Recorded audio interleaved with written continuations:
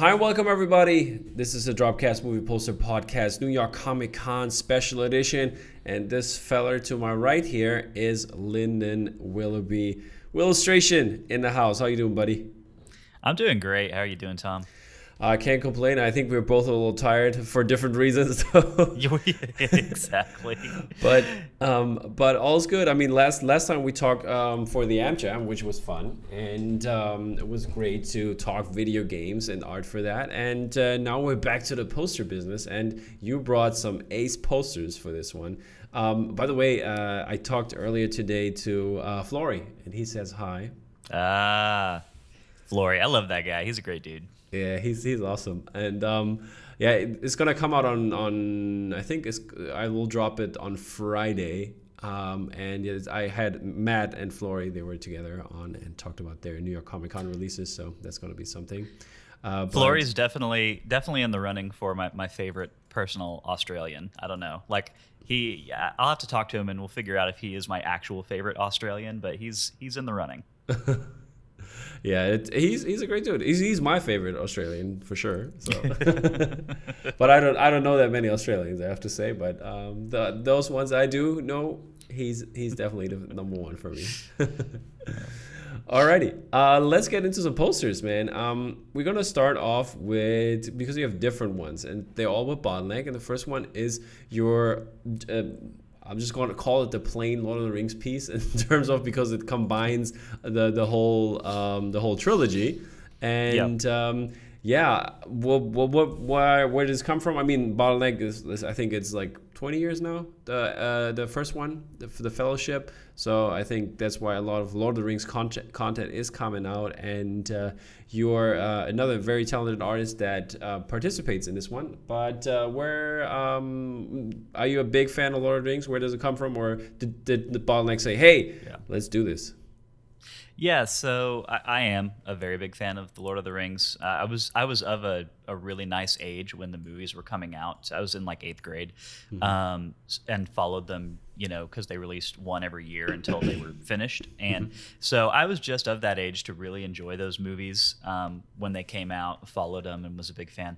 And so, when I found out that Bottleneck had the Lord of the Rings license available, I really wanted to tackle that at some point. And it was when we started working together, one of the first things that I told Joe at Bottleneck, I was like, hey, I'd really like to do Lord of the Rings at some point. But, I was doing the video game posters and stuff, and that was taking up a lot of time. And I didn't have a concept in mind that really felt right. So I was always just like, come back around to it later.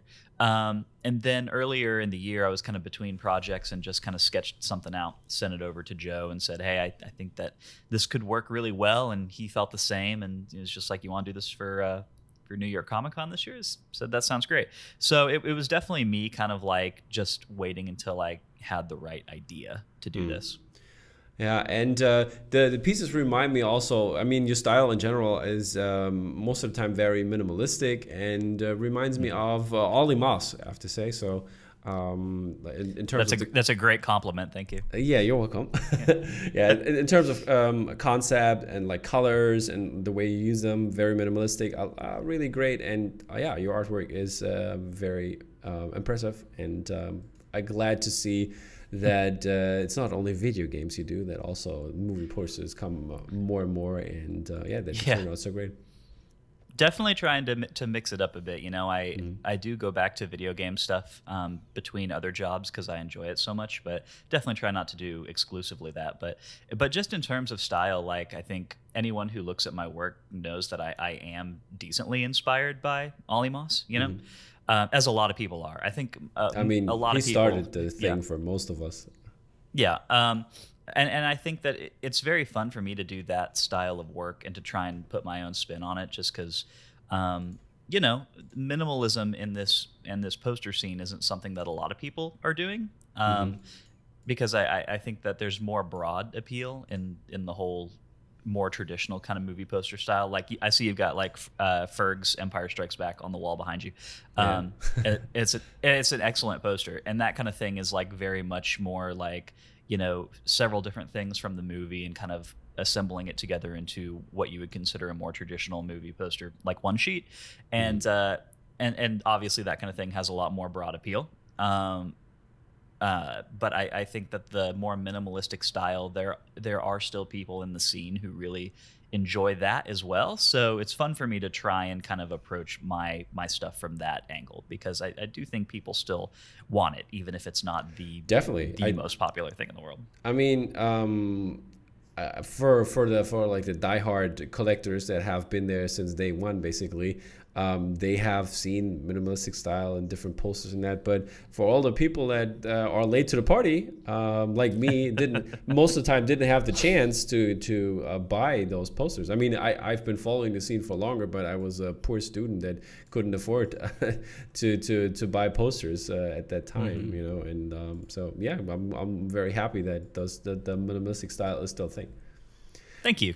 The Lord of the Rings one, why was the decision to do like an overarching piece like this one? They're all 18 by 24, right? And edition size of... So the one that covers the whole trilogy is actually 24 by 36. Oh, okay, that's a big one. So the whole thing was basically, because, you know, the conversation a lot of times comes down to wall space, and the fact that a lot of people, especially people who collect posters, it's kind of like, you know, do people have room to put up a trilogy of prints, or do people prefer one larger print, or what's the deal? So the decision was just kind of based around trying to give people options. Like, if you just want one print that works for the whole trilogy, then great, here's this piece. And then if you would prefer to have a smaller print for each movie in the trilogy, then we've got the 18 by 24 pieces. So just, yeah. Yeah, and the bigger one is an edition size of 150, or was. I think it's all sold out, right? Yeah. Oh, never mind. I saw earlier today that sets are still available. People, I don't know if somebody sent a link somewhere, so where you could buy still a set. I don't know if that's I saw that floating around on Facebook. I'm not sure if that's like intentional or not, but anyway, yeah. I mean, I think they're all sold out, but I will have APs later. So. That would have been when we're done with this, that would have been the first question I would ask. So yeah, let's look at the smaller versions for the single movies. First up is the Fellowship of the Ring. Obviously, we're going chronologically here. And what was the concept or idea behind it? So, and this is just the general concept behind all of the pieces in this set, but I was trying to find an immediately identifiable piece of architecture or an item or something that could be used as a framing device and then contain another scene from the movie within it. So for Fellowship, obviously we've got the giant statue of the Argonath from close to the end of the movie, and you know, those statues were all over the marketing for Fellowship when it first came out, and it's a very striking scene in the movie. So and then the scene that we're kind of containing within that is Bag End in the Shire, with a little ring wraith there on the hill that makes it look a little sinister. But yeah, just trying to identify what are two scenes from, what's one item from the movie and one scene from the movie that could be combined that make you feel the movie, you know, that are identifiable to it. Did you have different choices? I think you probably did, but could you name a couple maybe for this one especially, and then for the others as well? So obviously with Fellowship, the temptation is always to go with the Gandalf on the bridge scene with the Balrog, you know, because that scene is incredible. And I was thinking about doing that originally, but I knew that I wanted to stick to like a green color palette for Fellowship, because traditionally for these movies, even back to like their book releases and the DVD packaging, Fellowship is green, Two Towers is red, and Return of the King is blue. And I kind of wanted to keep to those color palettes. And so it would have been hard to do Gandalf and the Balrog on the bridge with a green color palette, because that's all very dark and like reds and like the Mines of Moria, you know. And so there was that, but also other artists have done that scene really well already. I know Horky's Fellowship of the Ring, you know, uses that scene, and so I just felt like it was a better idea to try and do something that hadn't been done as much before. So I moved to the Shire at that point, and then I was trying to figure out what the framing device was going to be that created the shaft of light that it was in. And originally I was it was actually going to be a ring wraith. I had I designed this like ring wraith that was creating the shaft of light And it made sense to me because then it was like Fellowship was a character, Two Towers was a building, and Return of the King was one of the swords. And so it was a different thing on each one. The trouble was that the Ring Wraith as a character with like a robe and whatnot, it looked less architectural than the other stuff I was doing, and it didn't fit in quite as well. So that's when I decided to shift away and do the Argonath statue instead. Yeah, and I think that's a beautiful pick because I love those statues. I mean, people put them like in front of their like homes as like a when you come in, like as a piece of the fence. Oh yeah, I've exactly. seen those online somewhere, and or like bookends or something, you know. Exactly. Yeah. Yeah, obviously the second movie is The Two Towers, and as you already mentioned, the red part in it. How about you tell us the architectural choices here and the options you still have on the back burner? So Two Towers was locked in basically from the beginning. I knew what I was going to do for that one right off the bat. And so the main architectural piece is the Tower of Orthanc from Isengard. And it's creating the beam of light, and then the scene inside the shaft of light is Helm's Deep. And that just made so much sense because the Battle of Helm's Deep and what's happening in Rohan in Two Towers is the whole movie basically. Obviously you have the Frodo and Sam stuff, but I think most of that movie is about Saruman attacking Rohan and the Battle of Isengard. And so it just made sense to like combine those two things together because Saruman lives in the tower, and then the battle is happening below it. Anyway, it all made sense to me. So sounds very good. So there were no other choices before, like that was like straightforward with this one, right? Or yeah, not as much. Just because I feel like Two Towers, the characters aside from Helm's Deep, the characters spend a lot of time just kind of roaming the wilderness, and it's really good. It's a really good movie, but I think you go to fewer very identifiable like locations in that movie than the others. That's true. But by the way, for the Fellowship, you could have maybe chosen the Weathertop. I think that would have worked as well. Okay, yes. So actually, is it possible for me to like? Here, hold on. I'm gonna take a screen grab of something and send it to you, and you can drop it into your sure. feed. Because I had this all live people.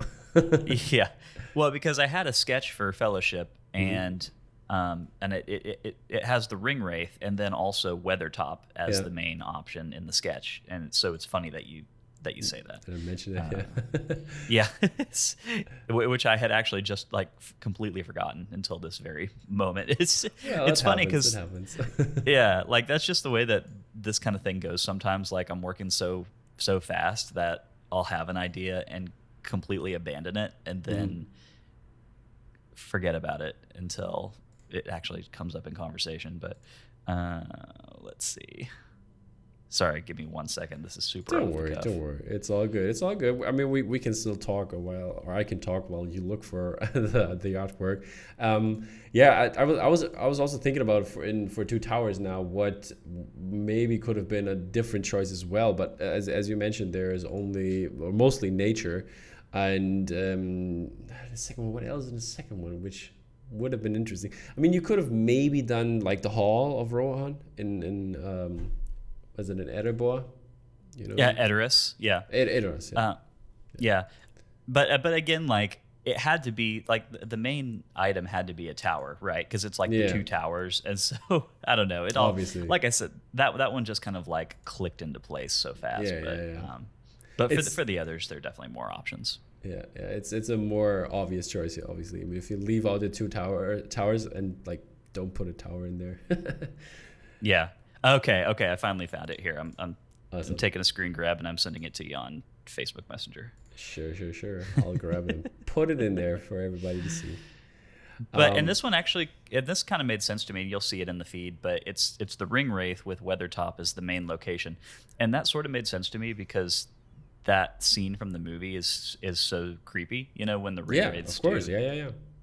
And I totally get it. I think I'm excited to see it. I gotta like a vision in my mind, so I want to see if I'm right on this one. Yeah, there you go. I just sent it to you. Yeah.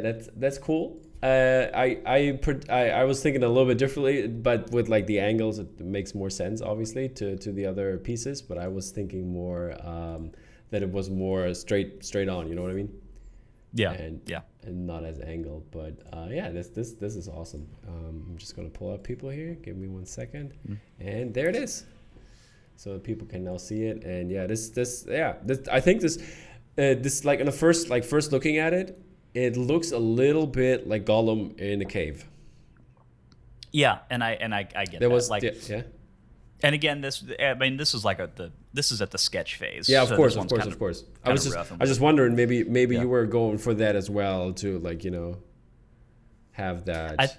I think it definitely just it has that kind of creepy feel, which is maybe why you're feeling that way about it. And like I said, I would have been happy doing this one if it was just a poster for the Fellowship of the Ring, but it had to fit in with the other two. And I think the final one that I ended up doing does fit in better with the other two. But yeah, but that's the whole process. Like sometimes you design something, you get a sketch that feels really good, and you have to leave it behind, not because it was a bad idea, but just because you have a better idea. So Exactly.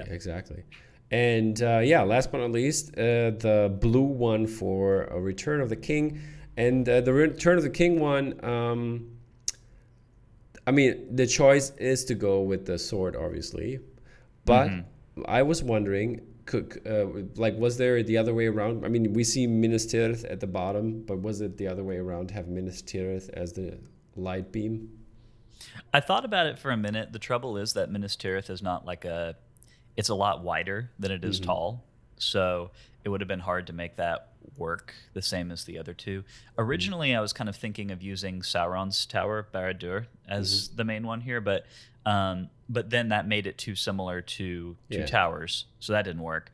So I settled on the sword pretty quickly because to me, that's just so much of the movie is Narsil reforged as Anduril and Aragorn becoming king and all that. So the sword was pretty locked in from the beginning. I tried a few different scenes within the sword. I tried Mount Doom, like Frodo and Sam climbing Mount Doom. I tried like the Black Gates opening, and you see the tower in the distance from the end of the movie. But I don't know. Minas Tirith is such a cool looking location that I ended up just being like, I mean, I've got to use it. It's got to be that. So. Yeah, it turned out really great, and those are some really great pieces, and glad that they sold out for you, and that you have this success with this beautiful series. Thank you. Are there going to be Hobbit pieces similar style?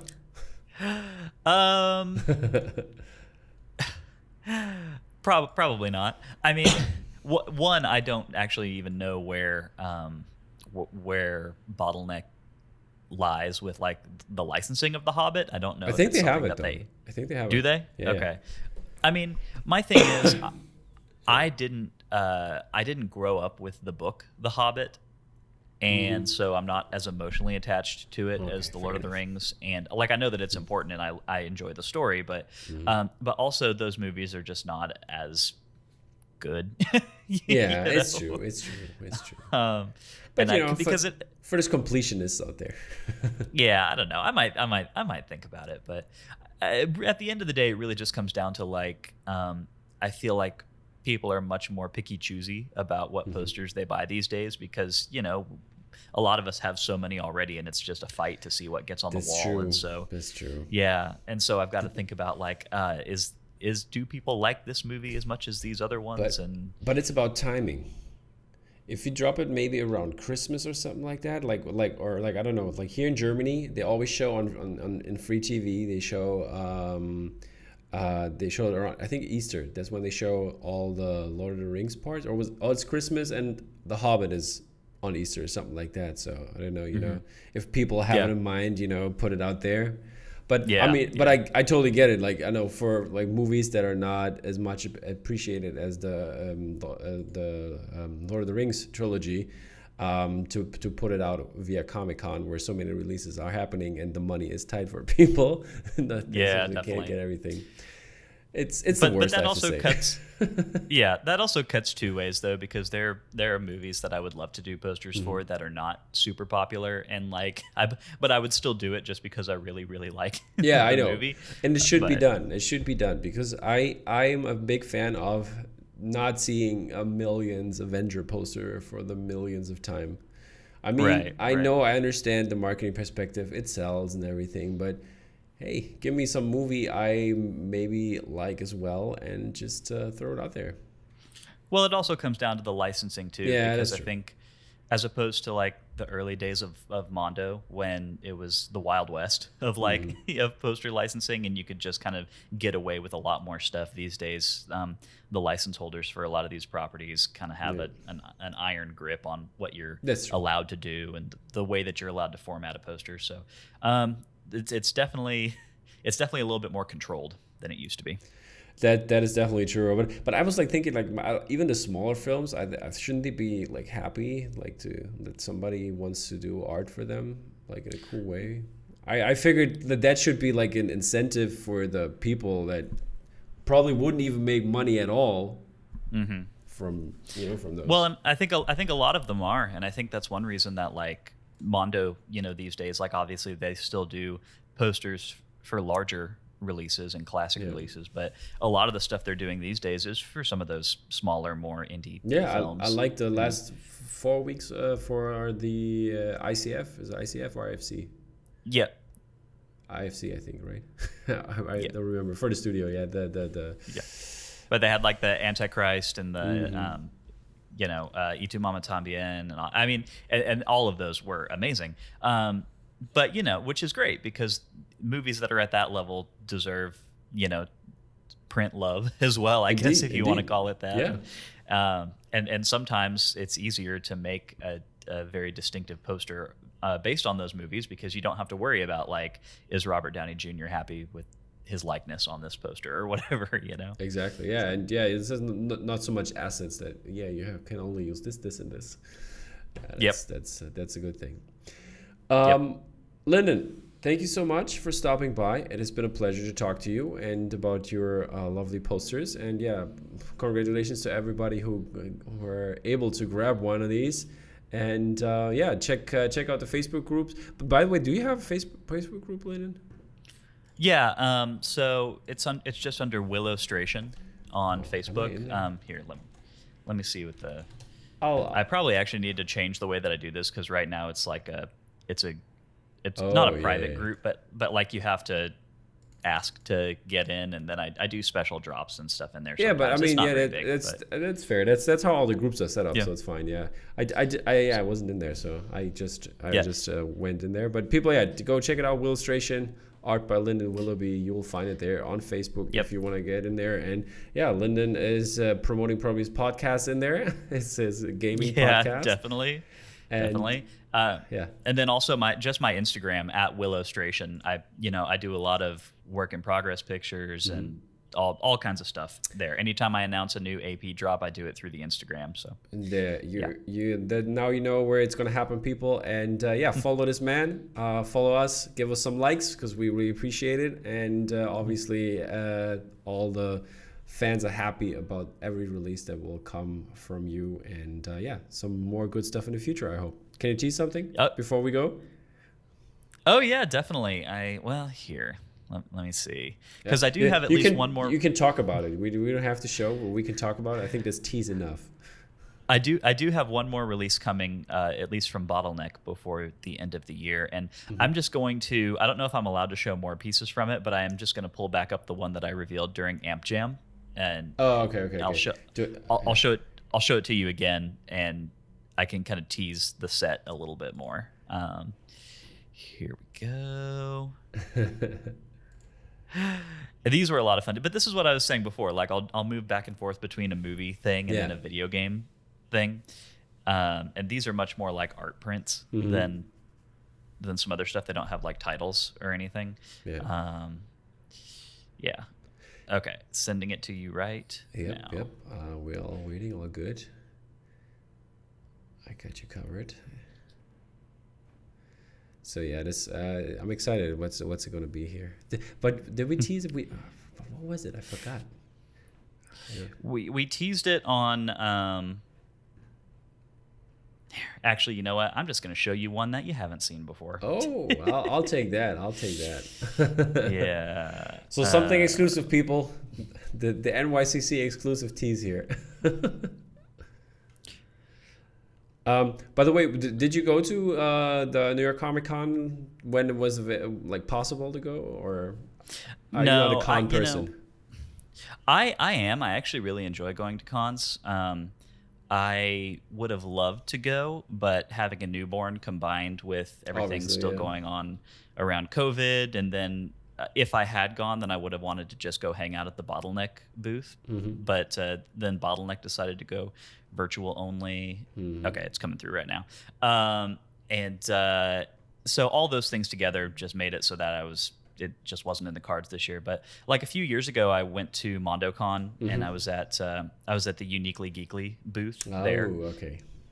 And that was a really fun time. And I really enjoy doing that kind of thing and just like meeting people in person. And so I would love to do it again. It's just, I feel like that's going to be difficult to pull off for a little while, you know? Yeah, definitely. Alrighty. So the ones I just sent you, the sword one is the one that was teased. Exactly. I'm just gonna pull this up here, people. We've seen this one here. It's a little bit bad quality right now. I think I didn't download the better quality, but here we go. Maybe it should look better here in a second. Yeah. This is the better version. There we go. Yeah, we've seen this one on AmpJam when we had gaming talk. You can check this out as well over at AmpJam on YouTube. And yeah, go through the videos. There's some great content in there. And yeah, this looks already great. And then there's the new teas, people. Boom. Yeah. So which part is that? I'm not very familiar. You have to talk me through it a little bit here. Yeah, okay. So the set is going to be a triptych of video game art prints, which I'm calling it the monoliths set, where there's an object or character from the game that is a giant monolith within the environment. Yeah. And then a character from the game is like smaller around them. And so obviously the first one that was teased was Breath of the Wild, where the Master Sword creates the monolith and then Link is kind of paragliding down from it. The second one is from the video game Journey, which is one of my favorite games of all time. Yeah. And so, and then there's one more print. Obviously it's a triptych, so it's got 3 prints.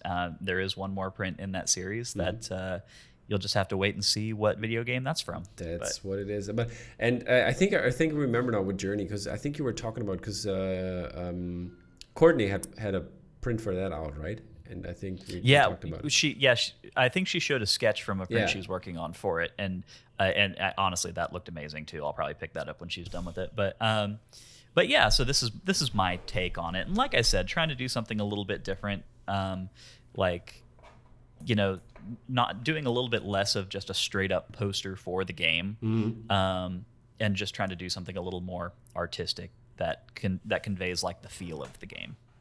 Yeah, indeed. Yeah, again, thank you so much for coming on, Lyndon. It's been such a pleasure to talk to you. And yeah, this will probably go live on, I think, on Monday. So cool. People can check this out on Monday and enjoy it. And yeah, thank you so much for coming on. It's been a pleasure. Talk to you soon, bud. Glad we could finally do this. Yeah. Exactly. Thank you. Bye, buddy. See ya.